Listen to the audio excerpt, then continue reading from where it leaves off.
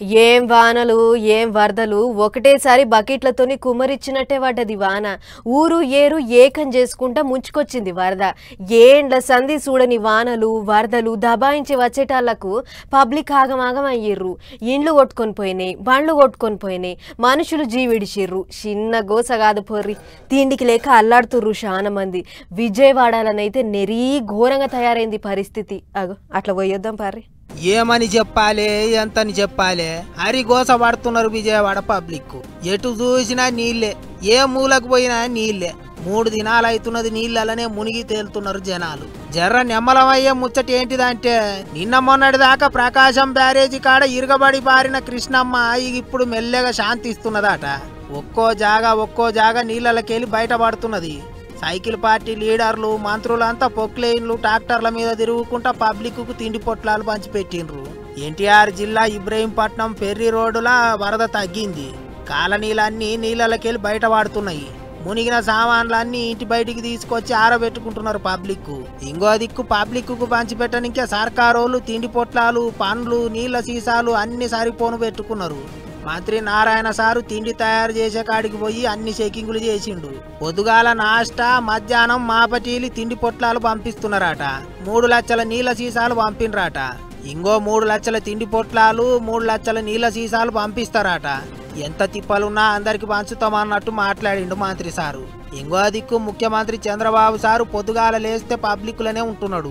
3వ రోజు కూడా సారు బయటికి వచ్చి పబ్లిక్ ను ఆర్చుకున్నాడు. మైకుల ముంగట ముచ్చట్లు చెప్పిండు. బుధారం కల్లా పరిస్థితి చేతులకు వస్తుంది, ఎవ్వలేం ఫికర్ చేయకూరి అన్నట్టు ధైర్యం చెప్పిండు సారు. ప్రజల ఇబ్బందులైతే ఇంకా ఉన్నాయి, కానీ వాళ్ళ ఇబ్బందులు తొలగించడానికి నేను సర్వశక్తులు ఎన్నుంటే అన్ని ప్రయత్నం చేస్తున్నా.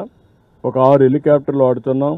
ఒక 30-40 మా మంత్రి గారు వస్తే సివిల్ ఏవియేషన్ మినిస్టర్ చెప్పాను, ఆయనే డ్రోన్స్ కూడా కేంద్రంలో మంత్రి. ఆ డ్రోన్స్ ఎన్ని ఉంటే అన్ని డ్రోన్స్ తెప్పించి డ్రోన్ ద్వారా కూడా ఆహారాన్ని అందజేసే కార్యక్రమానికి శ్రీకారం చుడుతున్నాం. సారు చెప్పినట్టే పెద్ద పెద్ద బిల్డింగులలో ఉంటున్న పబ్లిక్ కు డ్రోన్లతోని తిండి పొట్లాలు సప్లై చేసిండ్రు. అగ చూడరే, పొట్లాలు మోసుకొని పచ్చుల తిరిగి ఎగురుకుంటూ పోయి పబ్లిక్ కు ఇచ్చొచ్చినాయి డ్రోన్లు.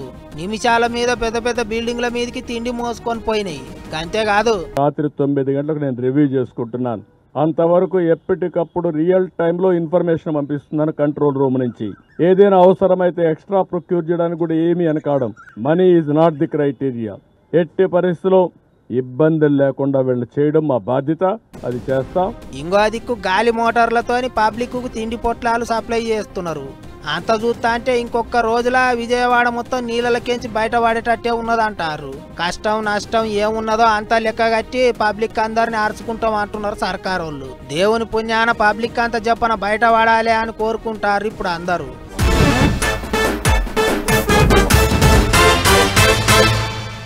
ఒకళ్ళు కష్టంలో ఉన్నారంటే శాతనైన కాడికి ఆదుకోవాలి, మన దగ్గర ఉంటే సాయం చేయాలి, లేకపోతే మాటలతోనైనా ధైర్యం చెప్పాలి. కానీ కొంతమంది మాత్రం ఆపతి కాలం చూస్తలేరు, సాపతి కాలం చూస్తలేరు, అన్నిటికీ పైసలే కావాలంటుర్రు. అవతల పానాలు పోతున్నాయి అంటే కూడా పైసల కోసం పీడిస్తుర్రట. అసలే వరదలతోని ఆగమాగం అయిపోతున్న విజయవాడ పబ్లిక్ ను కొంతమంది వసూలు రాజాలు ఈగింత పరిచయం చేస్తుర్రట. మరి సంగతి ఎందుకు చూడుర్రు మీరే. ఓ దిక్కు సంటి పిల్లలు పాలు లేక అల్లాడుతున్నారు. పొల్లగాండ్ల బాధ చూడలేక అయ్యవ్వలు తల్లడిల్లుతున్నారు. ముసలోళ్ళు దూపగొని ఆకలిగొని ఆగమయ్యిండ్రు. వరదలల్లా చిక్కబడి విజయవాడ పబ్లిక్ కు చిన్న తిప్పల పడతలేరు. గీసోంటి ఆలల్ల మనుషులు ఎట్లుండాలి, కోగళ్ళకోగలు తోడుండాలి. ఉన్నోళ్ళు లేనోళ్లకు శాతనైనంత సాయం చేయాలి. కానీ కొన్ని జాగల్లో మరిగా ఎట్లయిందో ఏం పాడో ఆఫీసర్లు ఇచ్చిన నెంబర్లు పనిచేయలేదట. పబ్లిక్ ను పడవలల్లా తీసుకుపోయేటోళ్ళు పైసలు వసూలు చేసిండ్రట. వరదలతోని అన్ని పోగొట్టుకున్న సింగునగర్ల పబ్లిక్ మస్తు తల్లడిల్లిండ్రు.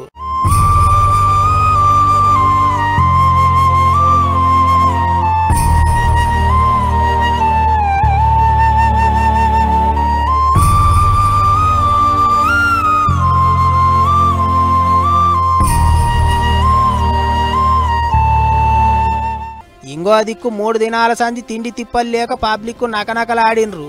తిండి పొట్లాలతోని వచ్చే లారీల మీదికి ఎగబడ్డరు. కడుపు నింపుకొని ఇంకే ఒక్క పొట్లం దొరికితే చాలన్నట్టు చేసిండ్రు.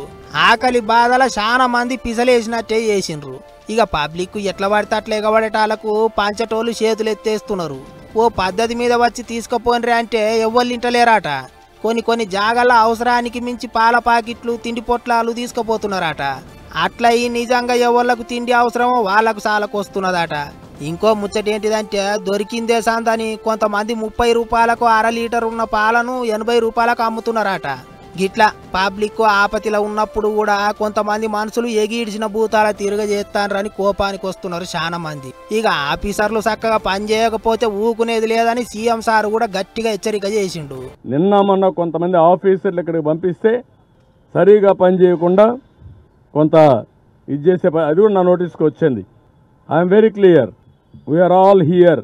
ప్రజాధనాన్ని మనకు శాలరీస్ ఇస్తున్నారు, public tax payers money, we are here to do job. అంతేగాని ఇంకొక మాట ఎవరైనా మాట్లాడితే మాత్రం చాలా సీరియస్గా ఉంటుంది. ముఖ్యమంత్రి సారు గట్టిగానే గరమైండు. గా ఆఫీసర్ లెవెల్లో ఏమో కానీ జీతాలు తీసుకొని డ్యూటీ చేయమంటే ఏం నొప్పి అవుతుంది కావచ్చు. పబ్లిక్ తిప్పల పడుతున్నప్పుడు డ్యూటీలు చేయకపోతే మరి ఇంకెప్పుడు చేస్తారో అని కోపానికి వస్తున్నారు పబ్లిక్.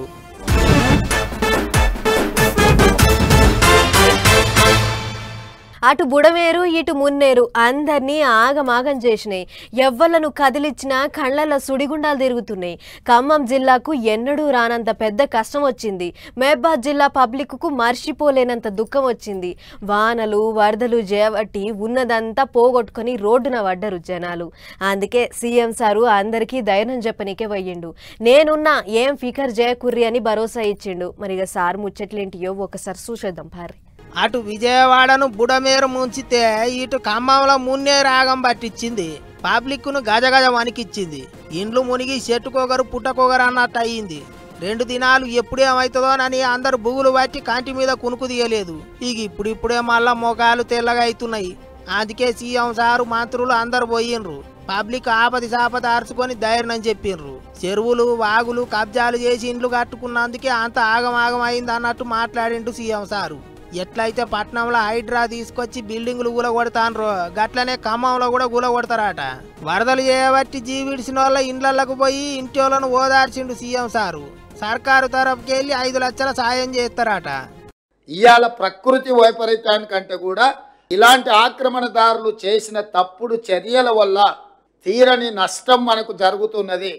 దీనికి ఎక్కడో ఒక దగ్గర పులి స్టాప్ పెట్టవలసిన బాధ్యత ప్రభుత్వం మీద ఉన్నది. హైదరాబాద్ పరిమితిలో ఒక ఏర్పాటు చేసిన యంత్రాంగము జిల్లాలలో కూడా మీరు ఇట్లాంటిది ఒక సిస్టమ్ని ఎవాల్యుయేట్ చేసుకోండి. ఎవరున్నా తొలగించాల్సిందే. ప్రకృతి మీద మనం దాడి చేస్తే ప్రకృతి మన మీద దాడి చేస్తుంది. ఇంకో దిక్కు కారు పార్టీ లీడర్లు కూడా ఖమ్మం పోయిండ్రు. అంతా తిరిగి చూసిండ్రు. పబ్లిక్ను ఆరుసుకున్నారు. సర్కారు వాళ్ళ మీద దుబ్బెత్తి పోసిండ్రు. మాజీ మంత్రి హరీష్ రావు సారు పొట్టు సాపించటాలకు సీఎం సారు మస్తు గరమైండు. అయితే ఈ వరదల విషయంలో రాష్ట్ర ప్రభుత్వం దారుణంగా విఫలమైంది. అయితే రేవంత్ రెడ్డి గారి ప్రభుత్వం ఈరోజు వారు సకాలంలో స్పందించకపోవడం వల్ల, ముందస్తుగా ప్రజల్ని అలర్ట్ చేయకపోవడం వల్ల, ఇది పూర్తిగా ప్రభుత్వ వైఫల్యం వల్లనే ఇంత పెద్ద ఎత్తున ప్రాణ నష్టం, ఆస్తి నష్టం జరిగింది. ఇక అటు ముంపు జాగలలో తిరుగుతా అంటే కారు పార్టీ లీడర్ల మీద కొంతమంది రాళ్ళు ఇసిరినరాట. తల పండ్లు పలిగినాయట. ఓగాళ్లకు కాలు కూడా ఇరిగిందట. పరామర్శకు పోతే గిట్ల దాడులు చేస్తారా? ఇదేం సర్కార్ అన్నట్టు కోపానికి వచ్చిండ్రు కారు పార్టీ లీడర్లు. హరీష్ రావు గారి పైన దాడి చేసిన పద్ధతుల్లో రాయి తీసుకొని చేసి కారదాలు పలగొట్టడమే కాదు, మా పైన కూడా దాడి చేసే ప్రయత్నం చేసిండ్రు.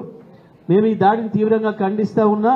ఈ గుండా దాడులు దీంతో భయపెట్టిస్తా అని చెప్పి రేవంత్ రెడ్డి ఉప ముఖ్యమంత్రి మంత్రులు అనుకుంటే మీ తెలివి తక్కువతనం అవుతుంది. గిట్లా బెంగటిల్లుతున్న పబ్లిక్ను అరుచుకొని ఇంకపోయి అక్కడ కూడా పంచాయతీ పెట్టుకున్నారు లీడర్లు. పాత సర్కారోళ్ళు చేయబట్టే ఖమ్మం మునిగిందంటారు సర్కారోళ్ళు.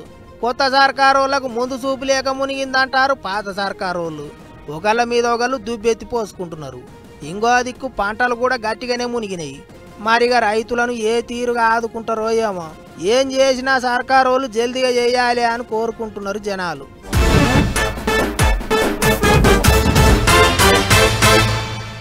కష్టపడి సంపాదించుకున్న పైసలే అయినా పిల్లికి బిచ్చమయ్యారు చాలా మంది. దాసి దాసి దయ్యాల పాలు చేసినట్టు బీరువాల నిండా కోట్లకు కోట్లు నోట్ల కట్టలు పెట్టుకుంటారు. కానీ ఎవళ్ళన్నా ఆపతిలో ఉన్నారంటే పావలా కూడా దానం చేయరు. కానీ అందరు అట్లా ఉండరు.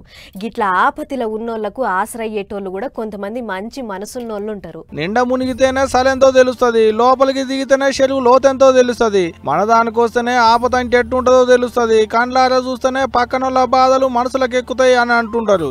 అయినా మన దానికి రాలేదు కదా, వచ్చినప్పుడే చూద్దాం అనుకోలేదు మన లీడర్ సాబులు, సినిమాల హీరోలు. ఎవరికి దోషిన కాడికాళ్ళు సాయం చేస్తున్నారు. అదే 3-4 వద్దుల సంధి తెలుగు రాష్ట్రాలలో ఎన్నడు లేని వానలు పడి ఊళ్ళకు ఊళ్ళే మునిగినుండే కదా. ఆగో గసం ఇంటి వాళ్లకు సాయం చేసేందుకు తలో చేసిర్రు. తెలంగాణలో దంచుకొచ్చిన వానలకు, ముంచుకొచ్చిన వరదలకు, ఆగమైన వాళ్లకు ఆసరయ్యేందుకు సాయం చేసేందుకు తెలంగాణ ఉద్యోగ సంఘాల జేఏసోళ్ళు ముందడుకొచ్చారు. ఒకనాటి జీతం మొత్తాన్ని ముఖ్యమంత్రి సహాయ నిధికి ఇయ్యాలని అనుకున్నారట. గదెంతో ఎరికేనా, ఏం తక్కువ 130 కోట్ల వరకు ఉంటదట. గొప్ప ముచ్చటే కదా.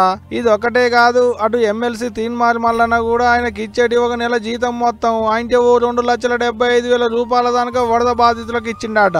ఇటు సినిమాల హీరోలు కూడా తక్కువేం కాదు, వాళ్ళు కూడా శాతనైనంత సాయం చేసిర్రు. చిన్న ఎన్టీఆర్ సారు తెలంగాణకు 50 లక్షలు, ఏపీకి 50 లక్షలు ఇచ్చిండు. ఈ ముచ్చట తెలవంగానే హీరో విశ్వక్సేన్ సారు 2 రాష్ట్రాలకు షేరు 5 లక్షలు ఎంబడి 10 లక్షల రూపాయలు ఇచ్చిండు. 2 రాష్ట్రాలకు కలిపి డీజేటీలు 30 లక్షలు, దర్శకుడు త్రివిక్రమ్ సారు 50 లక్షలు, నిర్మాతలు రాధాకృష్ణ సారు, నాగవంశీ సార్లు కలిసి 50 లక్షలు పంపించిరాట.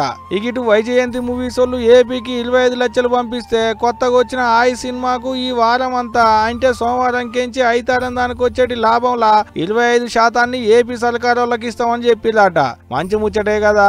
గిట్లా పబ్లిక్ ఆపదొచ్చిందని ఎరకగానే సినిమాలంతా శాతనైన కాడికి సాయం చేస్తున్నారు. ఒక్క సినిమాలలోనే కాదు, బయట కూడా హీరోలే అనుకుంటున్నారట ఇప్పుడు చాలా మంది దానిక.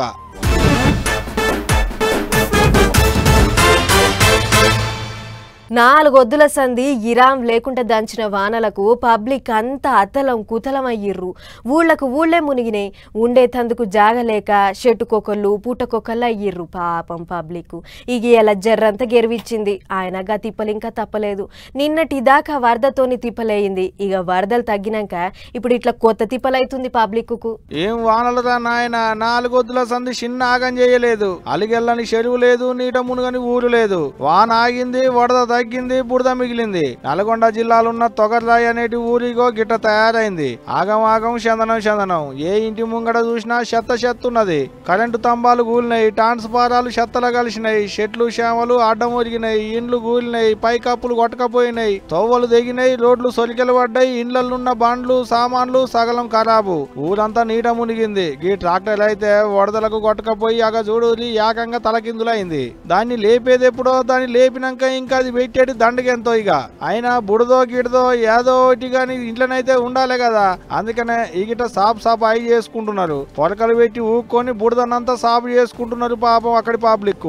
వరద వచ్చిందండి, మొత్తం కొట్టకపోయింది. 7 కాని సారంభరం అయింది. మొత్తం ఏం లేవు, గొడ్డు గోద ఏం లేవు, బియ్యం కూడా అన్ని ఏం లేవు, మొత్తం కొట్టకపోయింది. మేమే మిగిలినాం ఇక మనుషులు, మేమేగా ఏం లేదు. ఇక మేమే మిగిలినాం. ఇక మేము నైట్ వాళ్ళు అయితే మేము కూడా పోదాం. ఇక మాకు కొద్దిగా 7 కానించి కాబట్టి ఇంక అందరూ దేవేశారు మమ్మల్ని. కానీ అన్ని పోయినాయి, ఏమి లేవు, మేమే మిగిలినాం మనుషులు. పంట పొలాలు కొట్టకపోయినాయి, గొడ్డు గోద జీవిడిచినాయి, ఇండ్లలున్న సామాను వరదల పాలైంది. తినేతందుకు తిండి లేదు, తాగేతందుకు నీళ్లు లేవు, ఉండేతందుకు నిల్వ నీడ లేకుండా అయింది. సర్కారోళ్ళే జర మమ్మల్ని ఆదుకోవాలని అంటున్నారు ఈ ఊరోళ్ళు. తెల్లారి గట్ల కోడి గుయ్యంగా తగిలించుకుంటే 6-7 గంటల పాటు చంపుకుందట వాన. ఊరి పక్క పోయింటున్న చిన్నవాగు నీళ్ళొచ్చి ఊరి మీద పడ్డాయట. ఇది చాలదన్నట్టు మీది బాసుకున్న 3 చెరువుల కట్టలు దిగేటాళ్లకు ఇగింత ఆగం అయ్యింది అంటున్నారు ఊరు పబ్లిక్. డబడబా బడబడా అని రేకుల మీద చినుకులు పడుతుంటే గా సప్పుడుకు మెలకొచ్చి లేచి ఉన్నారు కాబట్టి సరిపోయింది. గాని లేకుంటే ఏమయ్యేది ఉండే చెప్పుర్రి. ఏదైతే గాని గా ఊరోళ్ళకేమన్నా సర్కారోళ్ళు ఆసరైతారో లేదో చూడాలిగా.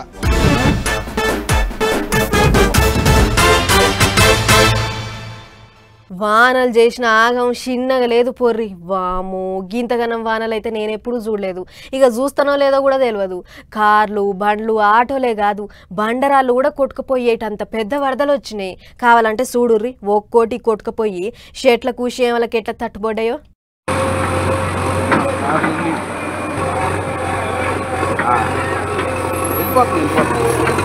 ఆగా తాడి చెట్టుకు తట్టి ఒక కారు, దాని పక్క పోయింటి ఈత చెట్లకు తట్టి 2 కార్లు, బుడద మైలే నల్ల కారు, కొద్ది కాసుంటా 4 మైలే చూస్తే ఓ తెల్ల కారు, దాని వెనక ఇంకో ఎర్ర కారు.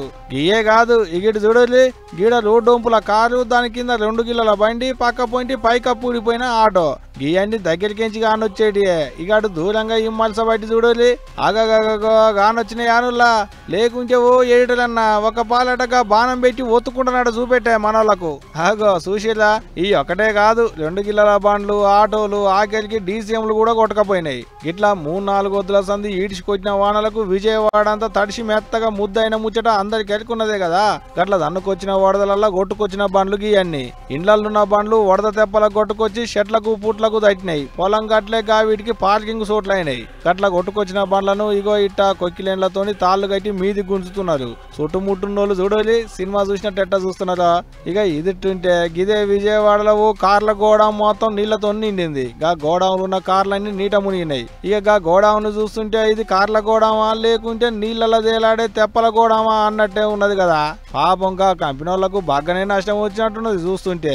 గిట్లా మనుషులకే కాదు కార్లకు బండ్లకు కూడా నీళ్లతో తిప్పలే అయింది. ఎట్టయితే గాని ఈ ఎడు తిరిగి గిట్ట కూడా నష్టపోయేది పబ్లిక్కే కదా. ఇంకెన్ని దినాలున్నాయో గీ వానలు, ఇంకా ఇటువంటి ఎన్ని చూడాలనో ఏమో పోండ్రి.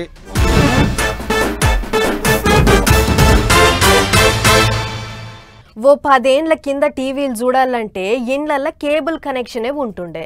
అది ఉంటేనే టీవీలో బొమ్మ వచ్చేది. కానీ రోజులు మారినాయి, కేబుల్ కనెక్షన్ రాను చాలా దిక్కుల్లో లేకుండా పోయింది. ఇప్పుడు ఏమైనా డిష్ టీవీ, డిటిహెచ్ అని రకరకాల కంపెనీలు వచ్చినాయి. అది పెట్టించుకొని రీఛార్జ్ చేసుకుంటే అయిపోయాయి, టీవీలో ఏదంటే అది చూడొచ్చు. ఇగో గిట్లనే ఒకన్న రీఛార్జ్ చేసుకున్నా కూడా టీవీ వస్తలేదని కస్టమర్ కేర్కు ఫోన్ కొట్టిండు. మరి ఆ టెంక ఏమైందో చెప్పే ముందు గీ ముచ్చట జర్ర బాగా ఇనుర్రి. ఇగో గిడ తెరపలు ఉన్న గోడ కానుకొని ఒకన్న మాట్లాడుతుండు కదా, పేరు ధనుంజయ్. నిజామాబాద్ జిల్లా రెంజల్ మండలం తాడ్ బిలోలి అనే ఊళ్ళో ఉంటాడు. అయితే మొన్న ఆగస్టు 25 తారీఖు నాడు టీవీలా కారెట్ అయిపోయింది, జర టీవీలా కారెట్ అయ్యయ్యా అని వాళ్ళ ఇంటోళ్ళంటే 300తోని రీఛార్జ్ చేసిండట. అట్లా పైసలు వేసినాక కూడా టీవీ రాలేదట. ఓరక్కో ఇదెక్కడ కథరో, రీఛార్జ్ అయిపోయింది టీవీ వచ్చుడు ఆగిపోయింది అని అంటే ఒక అర్థం పడదాం గాని పైసలు వేసినాక కూడా రాకపోవడేందని ఆయంత కస్టమర్ కేర్ కు ఫోన్ కొట్టిండు. హలో సార్, టీవీలో కారెట్ వేసినాక కూడా బొమ్మ వస్తలేదు, మరి నా పైసలు ఏడపోయినట్లు, మర్యాదగా టీవీ రావాలే లేకుంటే మంచిగా ఉండదు అన్నట్లు గట్టిగానే చెప్పిండట. ఆ దిన్న అవతలోడు మరి వాడు కస్టమర్ కేరోడో కాదో మనకైతే తెలియదు గాని మీరేం ఫికర్ చేయకూర్రి, మీ టీవీ వస్తది, కాకుంటే మొదలు మీ పుట్టిన దినం చెప్పమని అడిగిండట. ఆ దిన్న అన్న నిజమే కావచ్చు, మన టీవీ వస్తానికే గివన్నీ అడుగుతుర్రు అని అనుకొని ఆ సరే సార్ ఓకే సార్ అనుకుంటా వాడు అడిగిన వివరాలన్నీ ఇచ్చిండట. అంతేగా దొంగ చేతికి తాళం చేయించినట్లు అయ్యింది. అట్లా జర్ర షేపట్లనే 49,580 రూపాయలు ఖాతాలకెంచి కట్ అయినట్లు మెసేజ్ వచ్చిందట. అది చూసుకొని నెత్తి నోరు కొట్టుకుంటే పోలీస్ టౌన్ కు ఊరికి ఫిర్యాదు ఇచ్చిండట. అంతేనా అనే అన్న చెప్పకరావు. ఆగస్టు నాడు నేను ఎయిర్టెల్ డిటిహెచ్ కోసం 300 రూపాయలు రీఛార్జ్ చేశాను. అది డియాక్టివేట్ అయిందని చెప్పేసి సెప్టెంబర్ 2, 2024 రోజు ఎయిర్టెల్ కస్టమర్ కేర్కు ఫోన్ చేయడం జరిగింది. ఫోన్ చేయగానే ఎయిర్టెల్ కస్టమర్ నంబర్తోని హ్యాక్ చేసి నా డేట్ ఆఫ్ బర్త్తోని మొత్తం 2 సార్ల ట్రాన్సాక్షన్స్, ఒకటి ఫోన్పే నుండి 1500, గూగుల్ పే నుండి 48,080 రూపాయలు నా జీమెయిల్ ఐడి నుంచి హ్యాక్ చేయడం జరిగింది. ఓన్లీ నేను డేట్ ఆఫ్ బర్త్ చెప్పడం మూలంగా. గదా అన్నట్లు ముచ్చట, ఒక పుట్టిన తారీఖు చెప్పినందుకే ఖాతా మొత్తం పొతం పెట్టిర్రు ఆన్లైన్ దొంగ బడవేగాళ్ళు. ఇక బ్యాంకు స్టేట్మెంట్ తీసుకొని దన్న ఊరికి గిట్ల అయ్యింది సార్ అని పోలీసులకు మతలబంది ఇచ్చిండు. వాళ్ళు కేసు రాసుకొని ఎవరు దొంగ బద్మాష్గాళ్ళని లెంకే పనిలో ఉన్నారట. చూసిర్రు కదా ప్రజలారా, మీరు పుట్టిన దినము, OTP, Aadhaar number, pan card number, ఇంకా మెయిల్ ఐడీలు ఎవ్వరు అడగరు. ఒకళ్ళ అట్లా అడిగితే 4 సొట్లు పెట్టి ఫోన్ కత్తిరియుర్రి. అంతేగాని ఎసొంటి వివరాలు చెప్పకూర్రి, గీ అన్నలేక ఆగంగాకూర్రి.